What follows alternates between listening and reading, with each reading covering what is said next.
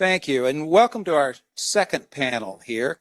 My name is Sid Bedingfield, and I'm a associate professor at the Hubbard School of Journalism and Mass Communication at the University of Minnesota. Our second panel is titled Minnesota's Checkered History with Free Expression. And we have three eminent panelists here who are going to help explore this topic today. Dr. T. Anansi-Wilf, associate professor at Mitchell Hamlin Law School and the founding director of the Center for the Study of Black Life and the Law. Shiki Dadarian, the editor and senior vice president of the Star Tribune. She's been at the paper since 2014, and before that was a reporter and a senior editor at the Seattle Times and the News Tribune, Tacoma, Washington. And Lita Walker, litigator in the Minneapolis office of Ballard Spahr, who has spent the past 15 years defending media firms in libel cases and helping them gain access to public records. In fact, she's representing the Minnesota Coalition on Government Information in ongoing cases now, right, that are about access to public information. Before I jump into questions, I'd like to set up our discussion very briefly here with a little background about the most notorious moment in the state's checkered history with free expression, the so-called Public Nuisance Law of 1925. That piece of legislation was really aimed at one newspaper, the wonderfully named Duluth Ripsaw. It was during Prohibition. Minnesota was a primary transit route for booze coming in from Canada. The state was marbled with corruption. Police, judges, mayors, many were raking in bribes from the bootlegging trade. In Duluth, the Ripsaw railed against this corruption in colorful and sometimes outrageous prose. In response, the state lawmakers here in St. Paul passed a measure that allowed public officials to shut down any newspaper they considered to be a nuisance in the community. City officials could just shut them down. And here's the thing, the law was not controversial at the time. The state Senate passed the measure unanimously, 22-0. And the state's largest daily newspapers did not complain. In fact, they failed to even cover the legislature's action. In Duluth, the Ripsaw went silent immediately. And 2 years later, in 1927, Minneapolis officials shut down the Saturday Press, another muckraking sheet railing against corruption. Now, the paper's editor, Jay Neer, was not a good guy, and he was a bigot and anti-Semite of the first order. But with the help of Robert McCormick, owner of the Chicago Tribune, Neer fought the public nuisance law all the way to the U.S. Supreme Court. And in 1931, the court declared the Minnesota law unconstitutional. So in an ironic way, the state of Minnesota played a major role in advancing free expression. It provided the court with the opportunity to set the bar high for prior restraint of speech, for government censorship, a precedent that would play an important role in the so-called Pentagon Papers case in 1971. Now, Neer v. Minnesota is nearly 100 years old now. Some would call it an anomaly from the distant past, not in any way a reflection of the state's current commitment to free speech, open discourse, and government accountability. But is that really the case? Is that really true now? So let me put that question to each of our panelists here. Is it time to retire the state's checkered history label? Or do you still have concerns about free speech and access to information in Minnesota? We can start with Dr. Wilson. I think the notion that it's a checkered history is one that is well deserved. And I think it's still a checkered present, if you will.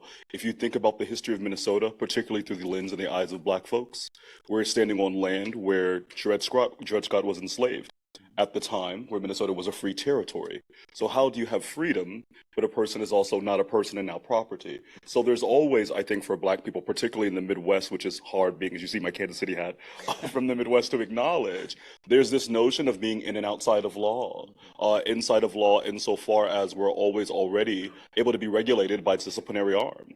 But outside of law insofar as these protective foundational rights fail to fully attach to the Black body and the Black experience. And if you look at particularly Minnesota right now, we see what happens, for example, with the disciplinary rates of children in the schools here. And when you look at what they're talking about subjective discipline, which is oftentimes not about what a student does, but about what they say. So in that way, you see the regulation of Black children's speech already happening and being, having that kind of become routine and natural in one's lives. And then we also see in Minnesota, quite frankly, interactions with the police.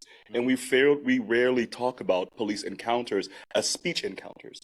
But how one talks to the police after being cussed out, yelled at, roughed up, will often then determine what happens to you next. Do you survive on the way home? So I want us to think about free speech, not just about these kind of politically lofty ideas, but actually the right to express yourself and the right to not be regulated out of history. So I say that the title, unfortunately, still holds, but I think there is one bright spot. Last month, well, June, the Minneapolis City Council did pass a regulation, what is that? What is the word called? Resolution, rather. Regulation and resolution, right? Different. That affirmed that trans people and those that engage in drag, right, are actually doing an art form and existing and doing particular types of public speech. So I did see that as a bright spot. But I think there's a lot of areas where we're still struggling, quite frankly. Suki? I would agree with Dr. Wilson that the checkers continue. I came here from Washington State 10 years ago and found, a good group of journalists and open government people who had worked hard to support and advocate for open government, open records laws. But almost immediately, just as an editor overseeing coverage, found immediately that the laws here were nowhere near the laws that supported me as a journalist 4 decades earlier as a reporter, particularly cameras in the courtroom. Government that, I think we were talking earlier, government that was actually bent on and more inclined to be transparent as opposed to resist requests or question requests. The notion of police records and having access to them is still very checkered. Not long ago, asking for some documents, one of our editors was talking to the police department and they said, well, which one of your reporters wants it? Both of the reporters on the team at the time were people of color. This was the Minneapolis Police Department, and today I met recently with the city to talk about our request of public documents, police reports that would be turned over to us if they even existed, and they'd be mostly blank. And they said, well, what would you like? What we'd like is we'd like you to comply with the law that you've committed to upholding. To protests where we're, just like everybody else, being pushed to the ground, our tires slashed. It doesn't feel like a welcome place. I had to ask the governor in a big public body of journalists, would he please open his calendar for journalists so that we could see where he was going every day? And he agreed, but it was under a lot of pressure. And then more recently, a reporter at Min Post, who also happens to be my husband, was chastised and allegedly reported to security after he expressed disappointment that a press conference was being ended early, and his press rights were taken away briefly. Thankfully, we have people like Lita who have helped us through this. I would say probably the biggest issue for me has been cameras in the courtroom, which I've testified twice at the Supreme Court, and they finally relented a little bit. And this is in a year where, covering one police trial, we had a judge who couldn't imagine why the media needed to see any of the evidence in a case in which a police officer killed a citizen, and accused us of having prurient interest. That's an old-fashioned word, right? In the same year that happened, or in the same time that happened, we also saw Judge Barnett and Judge Cahill in Hennepin County agree to open the trial of Derek Chauvin to streaming. So, Checkered, really bad stuff, and then some really amazing stuff. In an effort to be transparent, we witnessed people on behalf of the government saying, we understand there's a trust issue and we will be transparent here. And that was an incredibly bright spot. Okay. Lita? So yes, I agree. It's checkered. I think what I would say, though, from the perspective of someone who litigates across the country, both defamation cases and rights of access and rights to demonstrate and reporters' privileges and sort of all the things that the media deals with, is I don't know that Minnesota stands out as more or less checkered than any other state. Yeah. I will tell you, like, I will go, I'll be, Georgia.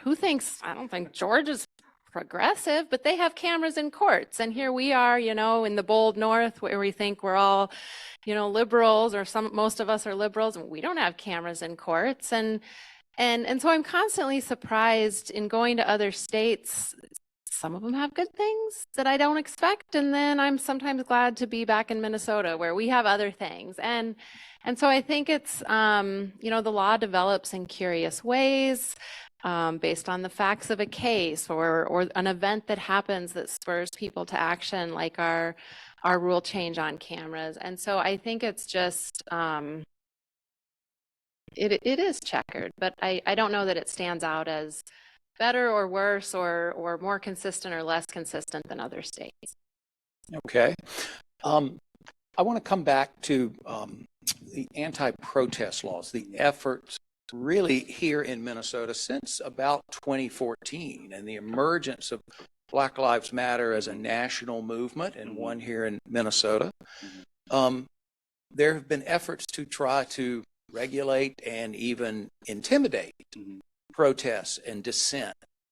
I just wanted to get your thoughts on that, on the effort here in the state to do that. Do you think it is beyond other states? Is it more aggressive? What do you think? No, it's Minnesota and nice, right? I think that Minnesota has a way of doing things. And it's really interesting. I think those of us from the Midwest, particularly the upper Midwest, have this notion that we're so different from the South.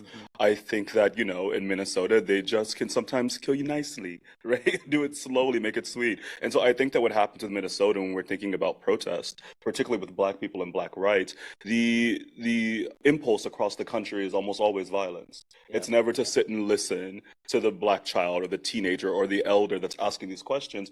It's irritability always already, right? There's just always type of disciplining arm that is happening. And so I think with Minnesota, we have not seen really bold legislation to create a norm in this state, and particularly in the Twin Cities, that says, wait a minute, people have a right to protest, and we should all be absolutely outraged if one person's pushed over by a police officer. Yeah. If one person is cussed at by an officer, we expect it. You go to a protest prepared to be harmed. That's ridiculous, right? In the previous panel, we were talking about the norms that Europeans have. This would be a complete outrage. I mean, if this was France, the whole country would be shut down in that way. And so here, I think we really have to think about, like, what does it mean that it is so routine to see Black youth and Black elders on TV beaten by police officers, that it's not something we bat an eye about? It's something that's really sad, but it's not something to complete a constant outrage, because if it were, we probably have daily heart attacks. So I think we have to think about that. And the other piece I wanted to talk about with this, though, not just the protest, but you mentioned Georgia earlier as a comparison. And it's funny because they do have the kind of, the cameras in the courtroom, but they also use rap lyrics to convict people in RICO charges. And so, so it's really interesting, but I haven't seen any legislation on that in Minnesota at all to say, wait, hip hop is an actual art. These should not be a body of evidence against someone for expressing themselves. So I think there's a lot of things, particularly concerning Black people, that go under the radar just because they've always been that way. Yeah. Suki, in terms of the protest laws, how have those laws affected journalists? Do you worry that those laws are going to inhibit journalistic coverage of protests here in the state? Well, I think our coverage was inhibited. Yeah. And just as protesters were inhibited, Yeah. and we were all sort of being wiped with the same brush. And even when you showed your press credentials, they would say, I don't care that you have press credentials. You don't have credibility with me. Mm-hmm. And so in some cases, we were targeted because of it. And at one point, during one protest, all of the journalists who had passes, we made them really huge so the police could see us, but that didn't really help. They were all pushed down to the ground, face down to the ground. Then they were pulled up, and then they were paraded in front of the police, and then their pictures were taken in a surveillance sort of way, and they apologized later, right? But the feelings of the individuals on the ground, you can't replace that. You can't. It's hard to send them out the next day. It's hard for a protester to go out the next day and feel confident in what they're doing after something like that. And people were being paraded onto buses into arrest situations, and there was no logic. It was don't be over here and don't be over here. So where am I supposed to go to cover this? And our journalists were out there, and many of them kind of huddling together, journalists in groups, to try and protect each other. Famously, CNN had a correspondent arrested on camera during a live shot. Yeah, they knew he was a journalist. Yeah. This idea of he didn't know where he could actually work and how that would play out. Lita, any thoughts on this? Or Yeah, I mean, my concern with this is, on some level, 2020 was like nothing I'd ever seen. And many of us, like nothing we had ever seen between the pandemic and George Floyd's murder and the unrest. And so I was working on behalf of a lot of journalists when they were being arrested and detained. And we had both in 2020 and then again when Dante Wright was killed in 2021, lots of calls with high-level officials, including the governor. And I will tell you, I mean, the high-level folks get it. And I believe them when they apologize and say this is not what they want Minnesota to stand for. But my concern is that, the message is not trickling down. And in a crisis situation, when everyone's panicking, and police shouldn't panic, they should be trained not to panic. But when everyone is panicking, these rights are sort of the first thing to go. We're really lucky we got in 2021 a federal court order in the Goyette case. The ACLU represented a journalist, and really strong language from a federal judge enjoining law enforcement from doing certain things. And that's sometimes, I mean, the experience of trying to navigate the demonstrations and the Chauvin trial, and ultimately getting cameras in that trial, I think one lesson I learned from that was when you can collaborate and educate people and talk to them and make them feel like you're partners in bringing transparency to the public that needs to understand what's happening, like that goes a long ways. You can get a lot done in a way that you can't when you march into court and pound on the table. And so I do think sometimes a less adversarial role can be very successful. But the exception I draw, the caveat to that is, I think sometimes when it comes to protecting demonstrators, you just got to sue people. And that's what snaps heads to attention. I mean, the other thing I'll say about... yeah, there you go. I A mean, litigator speaking. you got to get a federal court order, and then, oh, lo and behold, then they do some training, right? Why didn't they think of that before? I mean, and this will be a pivot, so I don't know if you're ready to go there yet. But what was truly ironic to me about the abuse of journalists, including the photographs that they took of journalists, which we immediately called the governor about, and he's like, "No, we don't know why they were doing that. That's inappropriate." I think we said, "Can you delete them?" And they actually said we can't because of the Data Practices Act. But the other thing that's really ironic and sort of appalling about the Data Practices Act and how this went down is I represented one journalist who was really mistreated. She was a woman of color. Felt like she was asked as she was being thrown to the ground and saying, "Here's my credential." She was asked, "Do you even speak English?" I mean, it had obvious racial overtones. A lot of journalists don't want to become the story. And so they are loath to report this and hold officers accountable. And there's a real tension there. And I think that's the people who we saw sue and get those great court orders, they were freelancers who had less to lose and didn't have mainstream media sort of backing them. And I think that's not a coincidence. But to kind of complete the point I started rather than go off on a tangent. So this woman was really abused. She opted not to file a complaint. But when a high-ranking official in this particular law enforcement agency heard about what happened to her, he filed a complaint to his great credit. And it went through a full administrative investigation. And the officer was disciplined. He was given a oral reprimand. And so she was able to find out at that point under our data practices law, when discipline happens, everything becomes public, the complaint, the investigation, the discipline. Had it gone through that process and he had not been disciplined, not even the journalist who was thrown to the ground would have known what happened. And that's a real problem. Her photo, by the way, her photo was taken too, and it was put in some like binder this particular agency kept of like people to watch for on the street, which was really, really creepy. Yeah. They also wouldn't, I don't think, delete that because of the data practices of that. So there you go. Troublesome though that you mentioned, I think both of you mentioned that you had higher ups in positions of prominence who were apologetic, who said they wanted to do the right thing and maybe even did take some steps toward doing the right thing. Why doesn't that trickle down through the system? Where is the disconnect here? And I think that gets at this disconnect between the sort of perception of Minnesota nationally with its public figures saying many of the right things and the actual situation on the ground here. What's driving that disconnect? Why doesn't it go down through the system? Thoughts on that? I know you may not have an answer. Yeah, I'll just answer really quickly. I think with regards to police departments in general, and they're not alone, but maybe it's especially acute there. There's just animosity toward the media.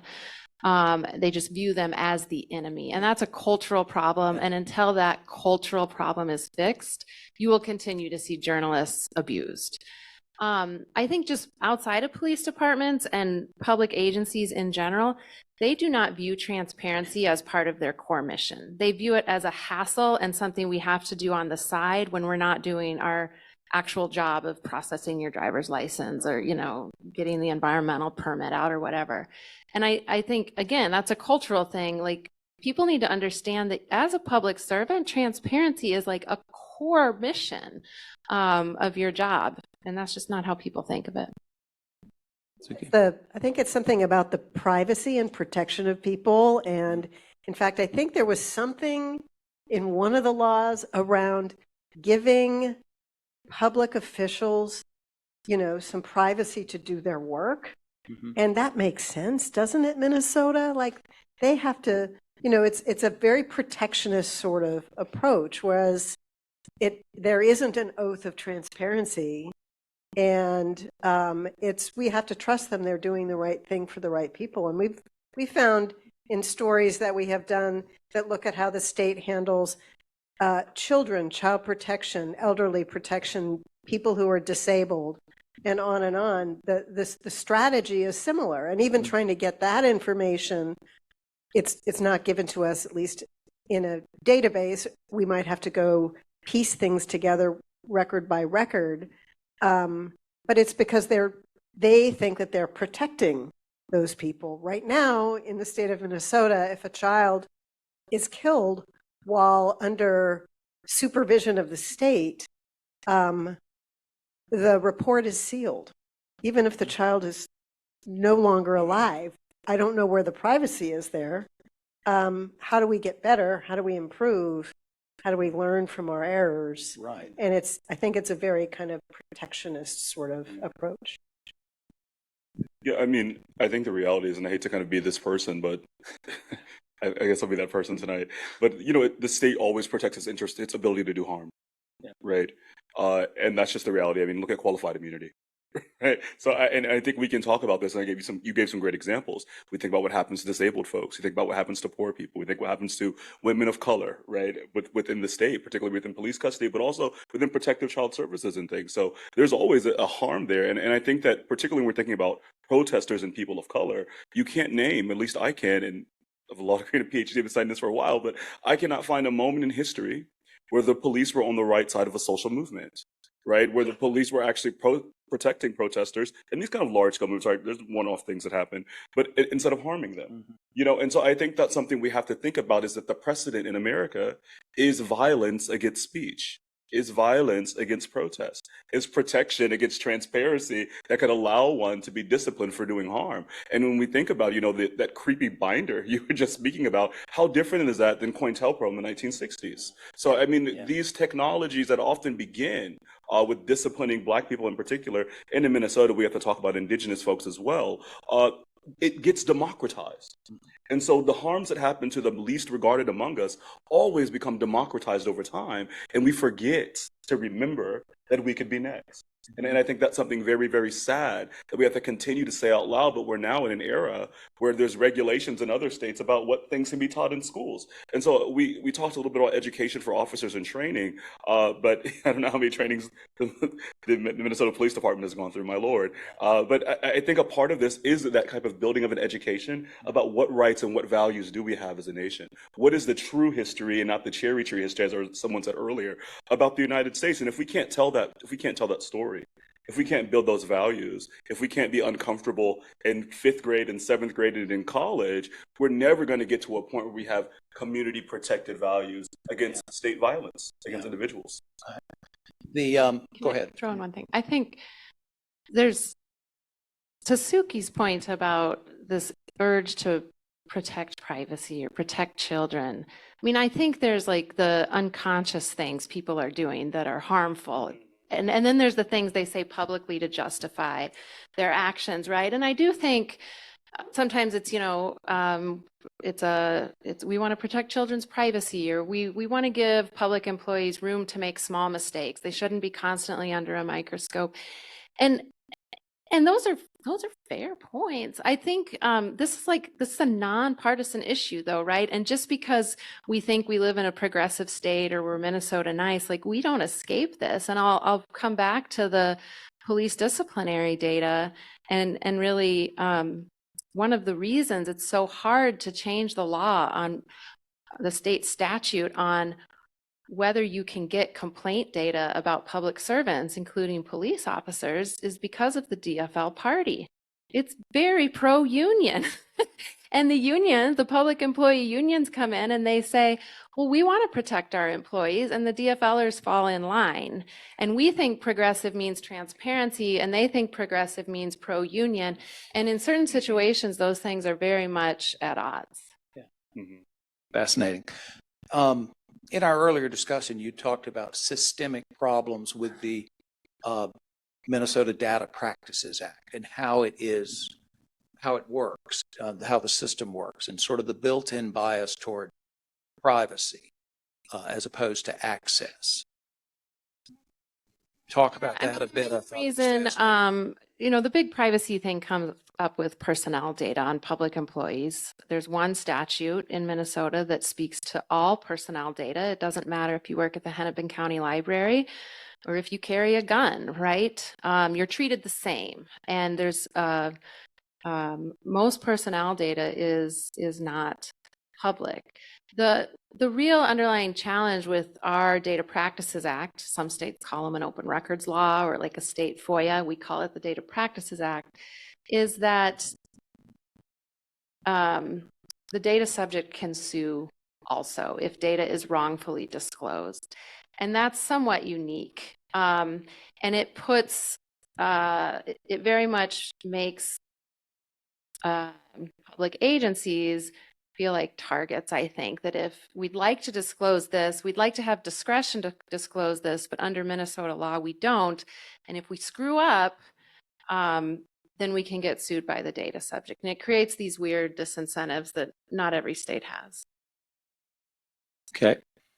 I just wondered on the Data Practices Act, did you have any insights on how it has affected your journalist and your efforts to get information from governments? Well, I would say that we have been lucky. The Star Tribune is willing to fight for information and work with other news organizations and other organizations in the area to battle closures. And we have a great lawyer in Lita. But when I was in Washington, if you could prove that you were denied information that you should have gotten, the government agency could then be held liable for all of the attorney's costs and even some punitive damages. Or I don't know what the actual phrase is for that, but you can actually profit by suing an agency if it's not complying. And so I think, when you talk about the legal balance of power, that changes it in some states. Right. And you can in Minnesota too. You can recover fees. But I will tell you, judges award pennies on the dollar. So it's just, it's expensive. Yeah, I mean, I just want to underscore something you were saying earlier too, right? The difference between a librarian and someone that carries a gun. And if we were talking about any other type of employer, public citizens are public employees, it would be ridiculous to say we're not going to go through a background check, or if you get arrested, we're not going to be able to look at it as your employer. And so I think that sometimes with some of our public institutions, we have the relationship backwards, right? We should realize that folks are working for people. I mean, we can go back and talk about George Floyd. If we knew, all the things that Derek Chauvin had done, it might be a different scenario today. Right. So I think this is really crazy. It's the idea that someone has the legal right, and, there's not actually right. So don't let me not get too loose of the tongue, but the kind of basic assumption of a legal right that if an officer kills you, they're assumed most of the time to be the one in the right, protect and serve. And so there should be a higher standard there. Right. But we don't have that. And it's strange, but it's something, again, that has become routinized, that we've accepted as normal. Right. I wanted to back up a little bit, pull back a little bit, and talk about the emergence of digital technology and the internet and its impact on these issues over the last 2 decades, really, both in terms of police releasing information, body cam video, for example, in the Chauvin case and the Darnella Frazier video and how that actually impacted the case. You remember the first release from the police was incorrect. I mean, it was a misrepresentation of what happened. I just wondered if we could take all these issues we're discussing and sort of bring them, what impact has the internet and the global reach of the internet really had on these issues here in Minnesota, from your perspective? I think that it's forced a lot of people to bear witness. It's forced a lot of people to be honest with themselves about things that they may have known but didn't want to say out loud, or didn't want to believe even about their own assumptions about other people, assumptions about the police, assumptions that we have of people of other races. So I think in many ways people have made this conversation about a national racial reckoning. I don't really believe in that. But what I do believe in is that people have had individual reckonings, right? And they continue to have them because they go on Twitter and they think they're going to look at a funny, nerdy political tweet and they're seeing police violence. It becomes undeniable. It's in your face, and people are being forced, thanks to the media, right, to respond to this clip. Yeah. You know, what do you do about it? And we have, now issues where you will interview a governor, and the governor can't just apologize. Can't just say, I instructed this agency to do that, or I tried to push a bill. What did you do? Because there's another person dying today, right? So I think social media and videos and recording have been great in that way, but then there's also the reverse, right? You're recorded, and as they were talking about earlier, you'd like the right to be left alone or the right to be forgotten, particularly with these police body cameras. If you're downtown Minneapolis, you walk over by Target, you're on camera. Yeah. Right? Everything you say is now recorded. And so there's a question of privacy that also allows people to become victimized in other ways. So I think it's very, very complicated, but I think if I had to say on balance, what is this? I'm probably good for now, but terrified for the future, particularly with AI. That's true. I would agree. When the police release a statement that's not true, and the reporter tweets something saying, I'm asking questions about this and I haven't gotten answers, and then people are sending him information that they have in real time, and the story changes hundreds of times during the course of the next few hours, it's because there is this super highway of information, and it can cause problems if it's sending everybody in a wrong direction, or it can help get to the truth faster. And it's interesting seeing how people respond to incidents and who they trust and where they go and how people respond to it. Body cam video is being released more readily now because there might be other cameras nearby too, right? So I think it is mixed. And I also think just because you have a lot of video doesn't mean you know the truth. Right. And so what is the truth? And I think the truth is elusive, and I think people, how do you decide what to believe? And I think that can be super overwhelming for the average human who isn't going to spend all day on Twitter or TikTok trying to figure out what's going on. Yeah, I mean, clearly the internet and social media, but for Darnella Fraser's video, Derek Chauvin would never have been arrested. Right? So many good things about the fact that everyone has a phone in their pocket and we can speak truth to power. But I'm convinced, as a litigator who seeks access to courts, and put aside state records and agency records, which are governed by statute, but when you march into court and you ask for access to a body cam video that's on file, or you are protesting a gag order, or you want to know the names of the jurors, right? I'm convinced that social media is the #1 threat to the sort of robust court access that we've experienced in this country since its founding. And I'll give you an example. So George Floyd was murdered Memorial Day weekend, and Derek Chauvin's arrested. And it was in July when I think his co-defendant Lane filed a motion to dismiss. And he attached the official body cam footage to his motion to dismiss. And the court said, well, the public can come in and watch it at the courthouse, but I'm not going to make copies available, because the court didn't want copies on the internet of this. I mean, it's a traumatic thing to watch. And that comes from a good place, that why do we need this all over the internet? Of course, Darnella Fraser's was all over the internet. So that happened. And at the same time, the judge issued a gag order on the trial participants, but it was a really broad gag order.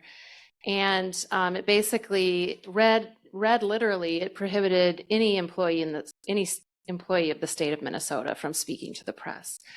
And so we went in and we challenged both. And when we were challenging the gag order, we said, look, Your Honor, this could be so broad as to limit the ability of state legislators from talking about this case and expressing opinions on this case. And we listed some examples. We had no idea, I think Suki was at this hearing, we had no idea that coincidentally one of the state legislators we listed happened to be Judge Peter Cahill's from his district. And so we get to the hearing where we're going to ask for access to body cam and say, take down this gag order. And before the hearing starts, and I should mention that this was like within a week or a month or something of the federal judge. Remember the federal judge who had sentenced a man and then he came to her house and killed her son. So that had just happened. And here's Judge Cahill facing, what at the time felt like the trial of the century. Tensions are running high. The city is burning. And I've named his legislature in this public hearing. And before the hearing started, he called me to the podium and he accused me of trying to dox him and to tell people where he lived so they would go protest his house. And I was astounded and mortified. But I tell this, that's not what we had done. And I convinced him it was just a coincidence. And if I wanted to dox him, I knew how to do it. And it wouldn't have been that way. But I mean, it struck me that judges are so afraid. They're so afraid of what's going to get on social media and drive some nut job to do something in the real world. And it's not an unjustified fear, but it is the biggest threat to our continued access to judicial records. Add one thing to that. So jury selection began. There were lots of conversations about what we could and could not show on camera, and the jury selection was happening live. It was streaming around the globe, and our reporter, we were tweeting or reporting about, juror 35, from Edina, a broker or something, is on the jury or not. Someone somewhere, I think maybe on talk radio, accused us of sharing private information about jurors, that we were doxing the jurors. That went crazy on Twitter. The police, the crime editor, received mail at her home threatening her and her family. A number of reporters had to go off social media because they were being doxxed themselves for reporting on something that happened in open court that was being live streamed. And somehow truth didn't matter in that situation. So, we understand why the judge was perhaps feeling that way. You two are deeply involved with issues here in the courts and in reporting on the courts in Minnesota. And Dr. Wilson, you are also following it as well. But I just wonder if you think that cameras in the courtroom are going to come to Minnesota, or are we going to see that spread here after the Chauvin trial? Was that a breakthrough that is going to turn opinion toward cameras in the courtroom, or was that a one-off? No, I don't think it's a one-off. I mean, we have a rule change post-Chauvin that goes into effect in January. And I mean, pick your high-profile attorney, whether it's Keith Ellison or Chief Judge Patrick Schiltz or, Cahill or Chief Judge Barnett in Hennepin County. To a person, they say, Mary Moriarty, to a person, they say, I was against cameras, I watched Chauvin. They're a good thing. We should have them. And the Supreme Court heard that, I think, and changed the rule. It's not a perfect change. It's still, what it does is it takes the power away from the parties and it gives discretion to the judge to allow cameras even if the parties don't consent. Judges, some think cameras are a good thing. Some think cameras are a bad thing. Some judges are still going to say no. But I think what this gives us is a chance to have more than two experiments. We had Chauvin, we had Kim Potter. We've had two experiments and they worked. And now we can have more. And I think some momentum can be built. Suki, you were shaking your head there. I've been here 10 years, and now the door is opened a bit in January. So we'll see how that goes. But it's slow, and it's not a system where there's support throughout the system. One thing I've noticed is when you have individuals in government who do believe in transparency, they can make it work. But if the system doesn't, then it doesn't. And so, People can throw up roadblocks. right. So, to a degree, that court ruling was important because it was a system ruling. And it wasn't just a couple of judges who wanted to be transparent. But I think it's a small step. I think more transparency, like cameras in the courtroom, releasing a body cam video will improve the behavior of law enforcement in terms of the Black community and Native American community. Will it improve? Or is that just wishful thinking? You know, if I had the solution for how to improve law enforcement's behavior, I don't know that I'd be sitting here right now. No, I think that's helpful. But I do worry as far as the courtroom, if we know we already have racial bias in policing and in prosecuting, then what does it mean if those images or those videos or those clips can be searched for that person, right? It follows you forever. It's not just a horrible thing that you might have been acquitted of or you might have been convicted of, but now it stays forever. Yeah, the acquittal could be on camera, but the arguments that are made, the evidence that comes in the courtroom, right? People form their own decisions, and those decisions aren't just the historical, your little town square, whoever wants to drive up to the courthouse and be nosy that day. Now they're anyone that can wants to Google your name. So I do find that a bit concerning, but I think as George Floyd showed, it goes both ways. So it's a very scary thing, but I think in terms of police behavior, I think it nudges folks in the right direction. Folks don't want to be called out. I mean, to that point, I should say one of the reasons cameras have taken so long to arrive in Minnesota is because of this concern about the fact that the criminal justice system disproportionately targets people of color. Right. And it is just another burden piled on top of them to have the worst moments of their lives televised. I mean, look at the show Cops. Like, what has that done for racial justice and eliminating racism in the United States, right? It has probably confirmed a lot of people's unfair biases. And this has been, for many years, the argument raised, including by former Supreme Court Justice Alan Page.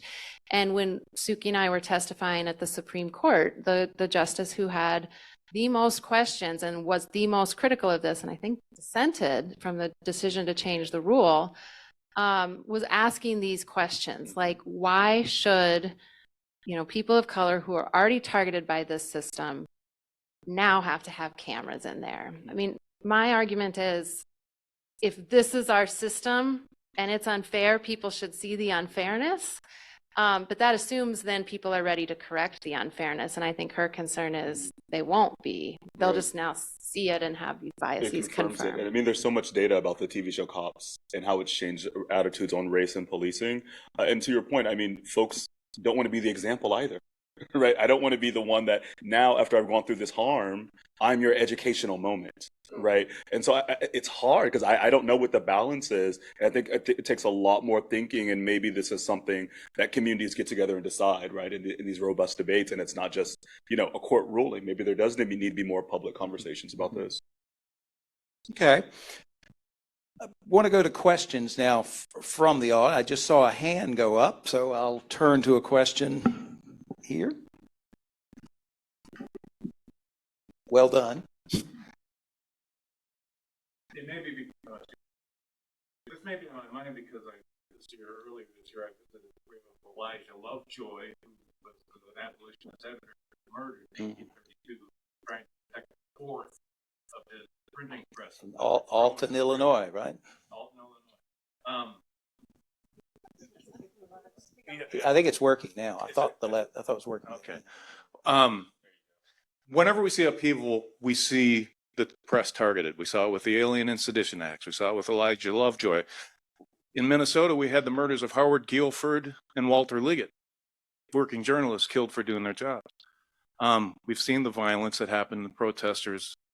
How concerned are you that we're in a time where the press is vulnerable to violence for exercising their freedom of expression? Who wants to go first? Maybe start with Suki. Well, I think we are there. I mean, people have shot up newsrooms and even journalists who were covering the protests were assaulted by protesters. And not too long ago, we had a raid on a newspaper editor's home. And so that's happening. Is it happening more? I don't know. I'm thinking of Jane's comments earlier. Is it worse? Is it better? Is it the same? It feels more common today than it did 10 years ago. And I think perhaps supported by some people who have been coached not to like the press, or who, because we are polarized, are you the right press or the wrong press? And I think people are less likely to trust us now. And so might there be more public support for shutting us down? Possibly. But I also think that, there are a lot of strong organizations and unions of journalists and civil libertarians out there who are watching. But I think it's maybe more scary for some of the individual journalists than the institution of journalism. Say about that too. I think it's important too to think about, the violence that Black journalists have always gone through, particularly those that work for Black presses, and to your point, don't have that large institutional support, that are going out and asking questions of police officers and seeing there's no patrol on their streets anymore, or there's now a lot of patrol on their streets, or they're being tailed. So I think it's important for us to kind of keep those conversations in mind, because for the Black press, this has always been the case, right? There's always been folks that got killed over these things. Wilmington, North Carolina, 1898. Burned down the paper. That and was the target. Exactly. And to your point, the abolitionist press here too, right? The abolitionist journalists and people that are, and to your point, the individuals that are working on the information that's important to vulnerable communities are often the first to be targeted. And quite frankly, in American history, have never not been targeted. Oh, one point. I'm going to come to your question. I'm going to add one point.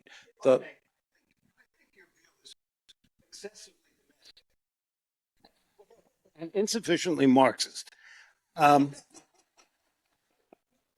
You keep making these references to America, but surely you wouldn't endorse what goes on in France. It's just as racist as it is in the United States. And I think that's true pretty much around the world. I think the problem is police are police. We've had murders of Black individuals by Black police officers. Mm-hmm. Inevitably, the race was not who they were. What they were blue. And I think there's an issue about how police are trained and educated, not only in the United States, but internationally. Yeah. And the whole nature of the role of police officers, mm-hmm. Who don't protect quite as much as we'd prefer. Well, I would first say, I don't think Marxism is evolved enough for what I actually believe, but I will still take it as a compliment. But I would say, as far as, being, expressly and excessively focused on the United States, that is the title of the topic, right? Talking about the state of Minnesota. But I would also note that most of the elite police forces in the world are trained by the United States. So I think that when we're talking about, whether we're talking about France, or we're talking about Israel, or we're talking about all these places that have really terrible racial issues, they're trained out of the thought of the United States and through our special training programs, and we fund a great many of them. So I think that when we're talking about America, we're almost always already talking about the rest of the world in terms of policing. And I would agree with you. I mean, there are sometimes, like in Memphis, right, the Black police are doing even more violent things. But I would also argue that anti-Blackness is something that Black people are not immune to. So to your point, yes, there is a blue gang, but I think the unifier is not the color of the uniform. I think it's the fact that anti-Blackness is oftentimes the smog we all breathe. Maybe. Right. Jury's out. Find out. Wanted to add one point about the threat to journalists in this age that we live in, particularly the digital age. There is this question of who is a journalist, who is the press now. To say that I hate the press, what does that really mean, and who might be attacked? Also, the last panel had a robust discussion about this and talked about Trump and his campaign against the press. And in terms of the enemies of the people. And I thought, this is really a part of an international effort. You see populist leaders around the world, and the first thing they do is attack the institutions of liberal democracy. And that's what Trump was doing in his sort of haphazard way. Others were doing it in a much more systematic way in Hungary, in Turkey to some extent, in other countries around the world where they're going after institutions, and the press, an independent press and an independent judiciary being chief targets of that. And so I think that's where, there's a larger systemic threat to the press coming from a populist movement in this country, if you will. So I'll just add that. Professor Kirtley.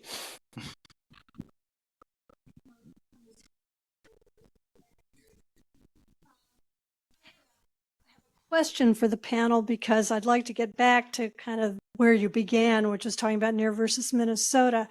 Something that I think probably at least some people in this room are not aware of is that Minnesota is one of the not quite 24 states that still has a criminal libel statute.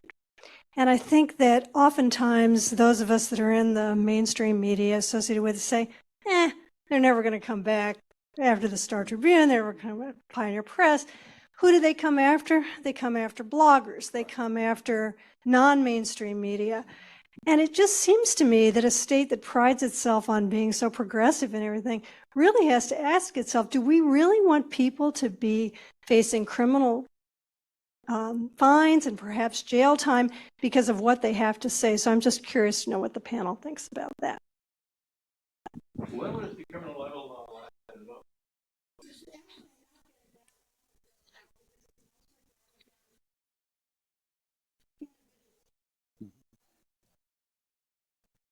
Yeah, I'm against it. Shocked. That's not for me.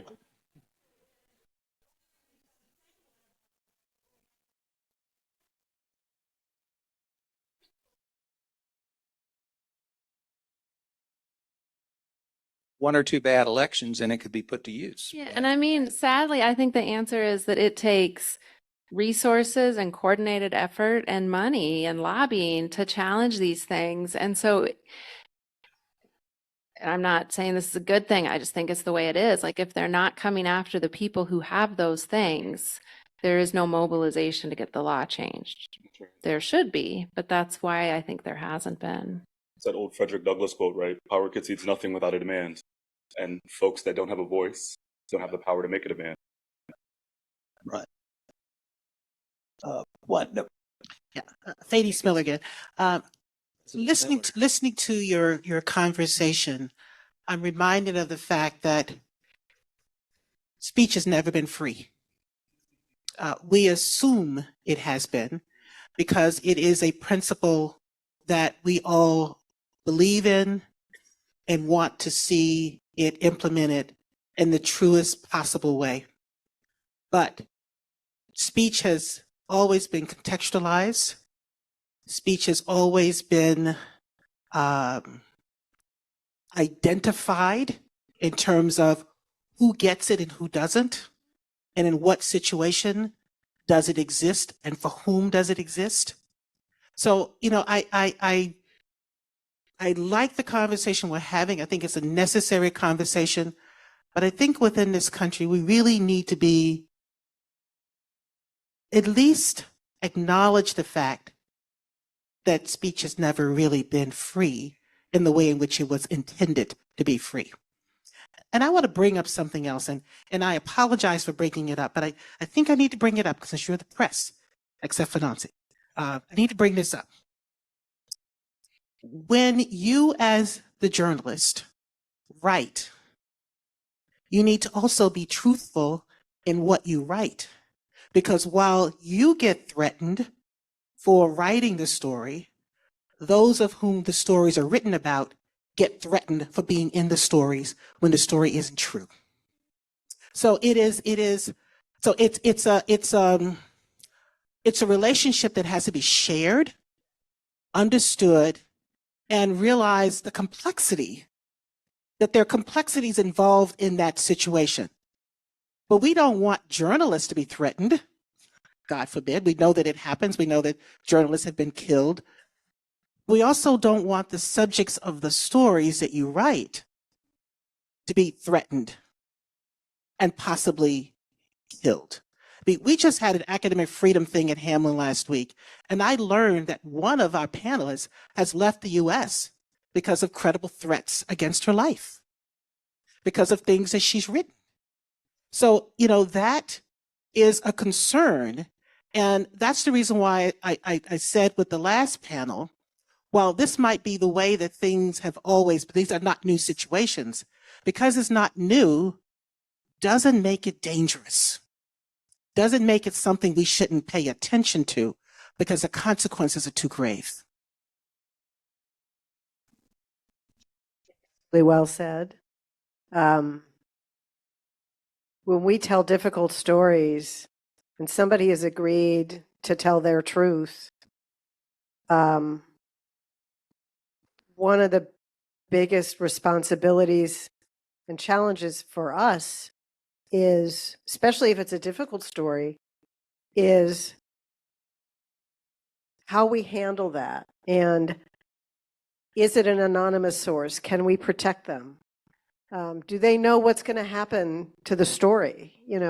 Today, the story can go anywhere, right?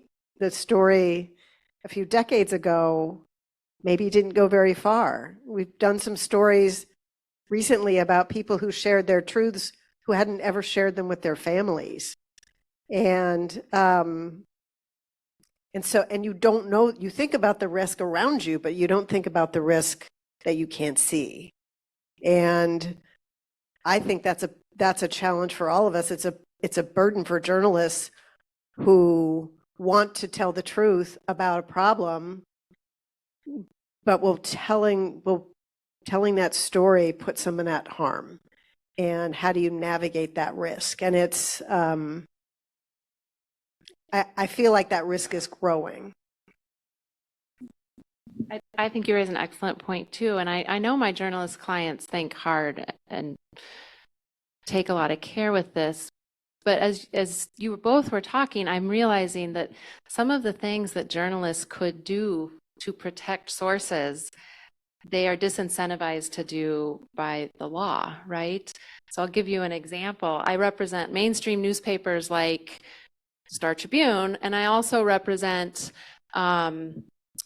more think tank organizations that call out corruption in third world countries and name and shame, and they have whistleblowers there that they rely on.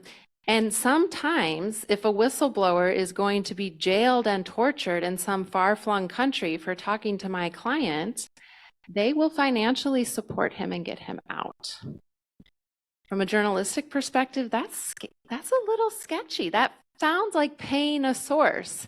And if that comes out in a libel case, like, oh, you wrote this defamatory report about me and you got this fact wrong, and this fact came from a source, and you paid for him to fly out of the country and you put him up in an apartment for 3 months because he gave you this information, like, the law does not look well upon that. And so what journalists might want to do that's the moral thing can be in tension with what they feel like they can do from a legal perspective. And I think we need to think about whether the law should accommodate for that.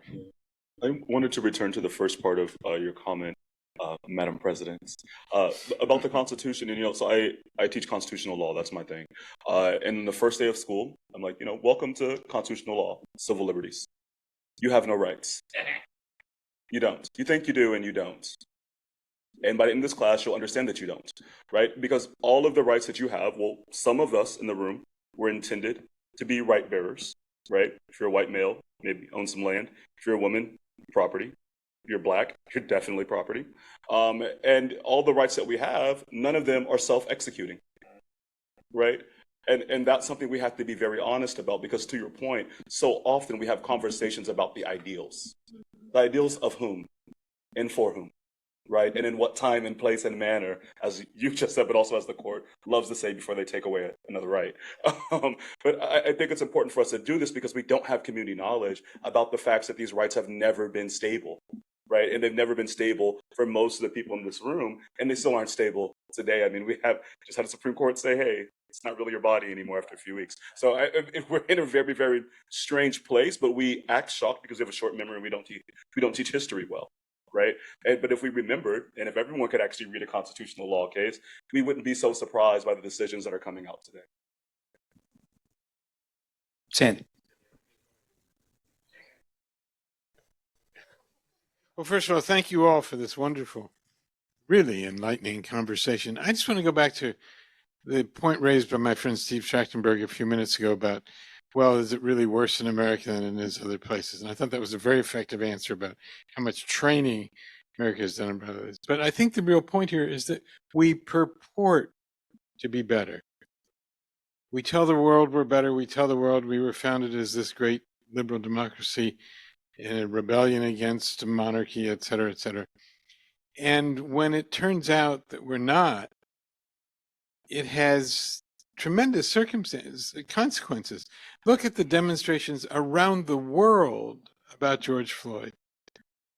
I mean, in a way that was absurd. Why should people in Europe or Asia be protesting about the killing of a man in the United States? Because when something happens like that in the United States, it's a scandal not only for the particular people committing the crime, but for the country and its international reputation. And so it does put a heavier burden on us, I think, but it's a self-inflicted burden that's put on us because we say, do what we say, not necessarily do what we do. Yeah, that's hard because even answering this question is kind of meta, right? Or responding to this comment rather, because whose narrative is that? I mean, and also what I note when you say this is I'm thinking about the protests that happened around the world after George Floyd, after Trayvon Martin, after oh my goodness, Rodney King. I mean, on and on and on and on. I think the only people that have the idea of America as this place where things that don't happen are people that are relying on America to be a place this doesn't happen, right? People like me don't generally think that. They think that oftentimes America's better where they're at than they're at, right? I have some friends that are from Sudan. That my stories are nothing compared to theirs, right? But then they come here, then they experience that ugly America too. So I think part of this is that we have a foreign policy strategy that we've always had about interest convergence, and we essentially put ourselves out to be an idealistic place where people can, where the reason people ally with us. But I think the reality is that for Black people in America, that's not the story.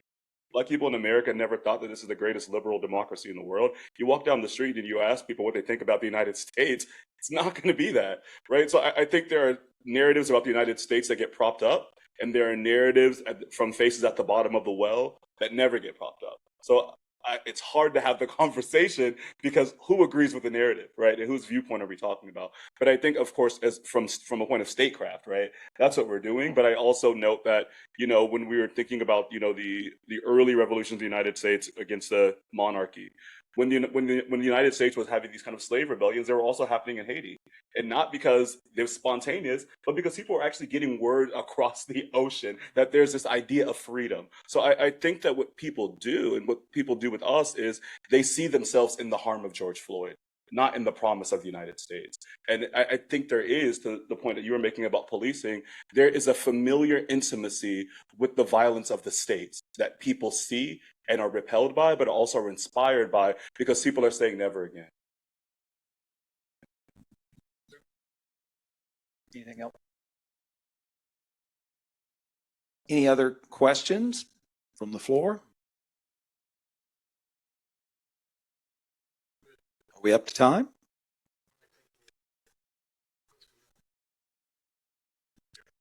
Okay, well, let's give our hand to our panelists here. Thank you very much.